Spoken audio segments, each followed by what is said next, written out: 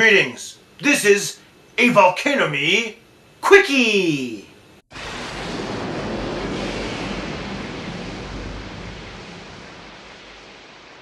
Lot of stuff going on. Gonna do a very big, very detailed, very long Volcano on the next one. But I want to do a real quick one, real quick, on all kinds of issues. Mostly stupid stuff. As you may have noticed, I have already shaved my beard, and you might be wondering why. That's because I lost a bet, in more ways than one. The Seattle Seahawks lost to the Falcons, didn't make it to the NFC Championship, and they did not win the Super Bowl. I had 3 bets going on that. I would have won $250 to $300 had the Seahawks won the Super Bowl. Would have won $150 had they won the NFC Championship. And with them versus the Falcons, I only made one bet. That if they lost to the Falcons, I'd shave my beard off. Damn you, Falcons! I'm really pissed off about the Falcons. I'm going to do a real quick Volcano on them real quick. As you know, I like to go to Nevada a lot. You guys know that. I've showed you my videos about me in Nevada all the time. And I like to sports bet, too. Here's the thing that pissed me off about the Falcons. Okay? Now, the Falcons got an impressive winning record, you know? They do have an impressive winning record. Just one little problem. This season, every time I went to Nevada, every time, and bet on the Falcons, because, hey, they're a really good team. They usually win. They've only lost, like, what, 3 times, 4 times now? Every time I bet on the Falcons, those are the only games that they lost all season. Or worse, they didn't cover the spread. I know, probably I feel a little bit sorry for the Falcons. You always make it to the playoffs, never make it to that damn Super Bowl. Why couldn't you have lost just 1 week earlier? Really? Oh, I know I should have done. I really wish I had filmed myself watching the Seahawks game because I went bonanza. I was jumping up and down. I was going all crazy and all wild. Oh, I should have filmed myself. You should have seen me. We led 28 to 27. 28 to 27. With 30 seconds left to go. First of all, the coach of the Seahawks, what the hell were you thinking calling a timeout? And the field goal kicker missed the field goal. But no, you called a timeout so that missed field goal didn't count. Congratulations, you gave him practice. So he made the second one. On the other hand, after the Falcons beat the Seahawks, I was kind of split. Do I root for the 49ers because they are in the NFC West? I do like Colin Kaepernick a lot, but Colin Kaepernick, he's the guy who beat BSU in the Nevada game 2 years ago. He's the reason why BSU never got to go to a BCS Bowl. So was I rooting for the 49ers, the Falcons? I didn't care. A little part of me was kind of rooting for the Falcons just because, you know, they make it to the playoffs all the time. They never make it to the Super Bowl. But once again, Falcons, always the bridesmaid, never the bride. I feel you there. Speaking of sports, Manti. Real quick, first of all, where is making a big deal about this damn story? Okay, so Manti, the Notre Dame player, has confessed he has an imaginary girlfriend. Welcome to my world. Alright, so everybody's really pissed off. I was listening to sports radio and they were going ballistic. I swear, they talked about the Manti story for 3 hours. 3 hours! The Armstrong story is way more important than that. I'll get to that right next. Talking about Manti, Manti is a liar on a face. Oh, hold on, can I say this? What crime did he exactly commit? His friends played a joke on him. Apparently, alright, first of all, come on. Who has not been a victim of internet scams before? Yo, me? I was scammed out of $1,000 on eBay 4 years ago. I'm still paying that off a little bit. I sold, somebody had a fake eBay account, and they were supposed to pay me, right? And they said, oh, in order for me to pay you, I need your account information, right? So I gave them the information. Identity theft. Now, the good news is they only took, you know, $1,000 to $2,000, but that was 4 years ago. But they had an actual eBay website, looked just like eBay, sounded like eBay, and eBay said, oh, we need to update your records, you know, we need to update your records, you need to give us your personal information. I just fell for it. Okay. And I contacted eBay saying, hey, eBay, did you get my information yet? I was like, what do you mean? We didn't ask for your information, eBay. Oh. And he got away with it, because it was too late for me to call for identity theft and fraud and whatnot. And by the way, who hasn't done online dating and not asked, oh, you're a really hot chick, I want to go see you over. And it turns out, true story, about 3 years ago, I did a internet hookup. The good news is, it was a girl. The bad news? She was not like in her picture.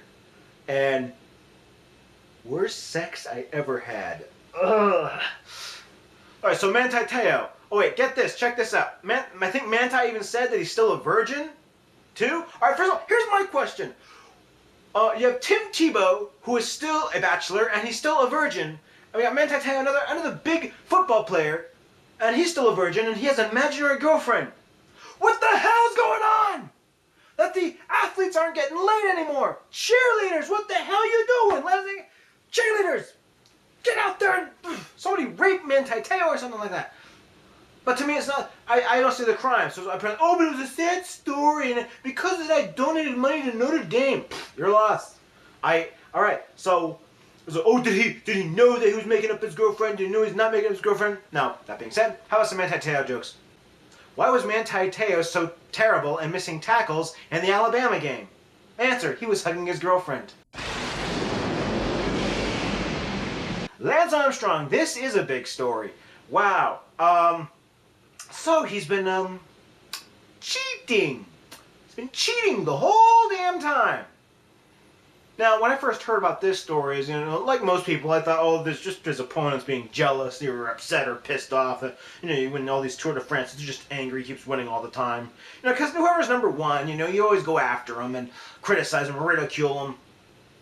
And then, you hear more information that he may have indeed cheated. And then when I first heard Armstrong finally did admit that he did cheat, I figured, okay, it must have been like, what, his last 2 Tour de France wins or something? I figured it was after he got his nut surgery. Like, so, okay, he figured he lost one of his balls, so he felt he needed the steroids and the testosterone to make up for his lost testicle. And then he discovered, and he confessed, he was cheating the whole damn time. No, seriously, every single solitary one of his bicycle races, all of them, fake. All of them, he was juiced up. Every one of them, all the way back to 1999. All I gotta say was, wow. And second, what does this say about the drug testing in sports? How bad?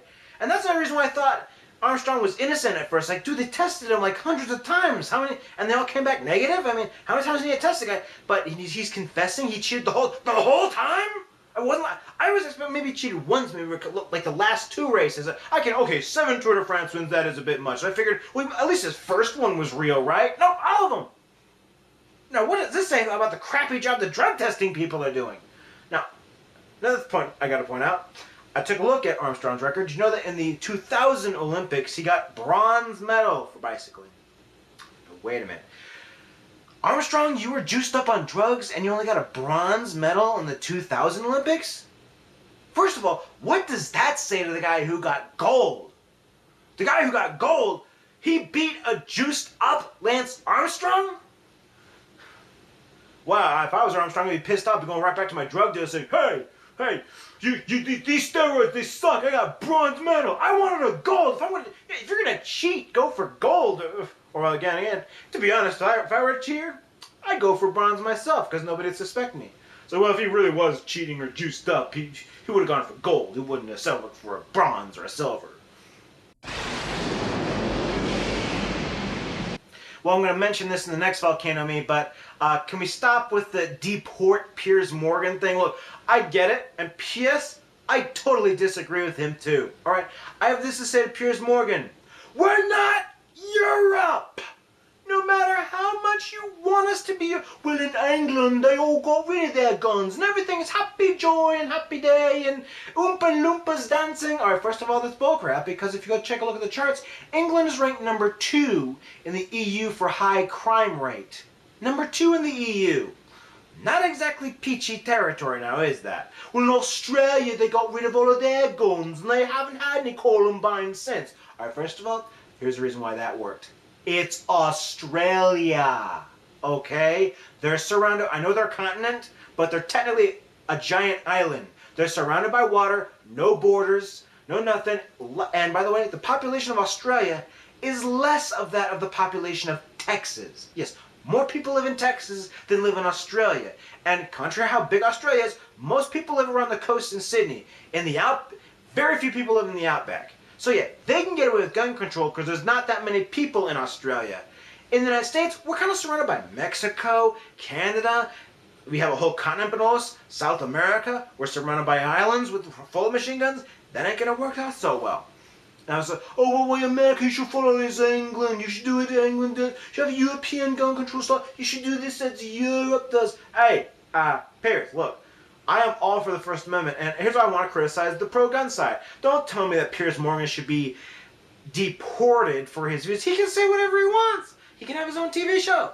And he wants to have a debate on gun control. Well, clearly he's been successful in that. And by the way, now Piers Morgan was accused of this, and he went, how dare you? How dare you? And someone says, Piers Morgan, you're exploiting this tragedy. And Piers Morgan, how dare you say that? Well, Piers, let's be honest. Your ratings are up. You give Piers Morgan this. CNN is being talked about again. When was the last time we were talking about CNN when it comes to this? How dare you, sir? How dare you? No, how dare you? No, how dare you? How dare you? No, how dare you? You dare to dare me? How dare you? How dare me when how dare you? You big peepee head. Again, I will do another Volcano Me on this one. Long story short, not happy about either the fiscal cliff or the upcoming debt ceiling. I would get to that in just a minute, but I was speechless from both sides.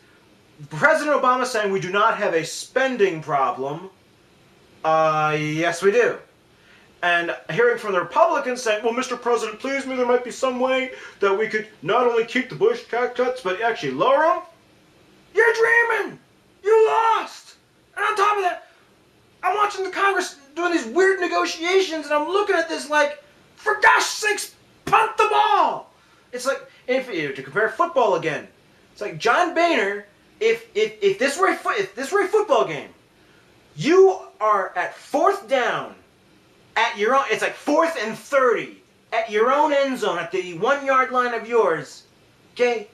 And the score's like 100-0 Obama right now. And you're saying, you know what, I'm going to go for it on 4th down, and now I'm going to get the first down, I'm going to get a touchdown.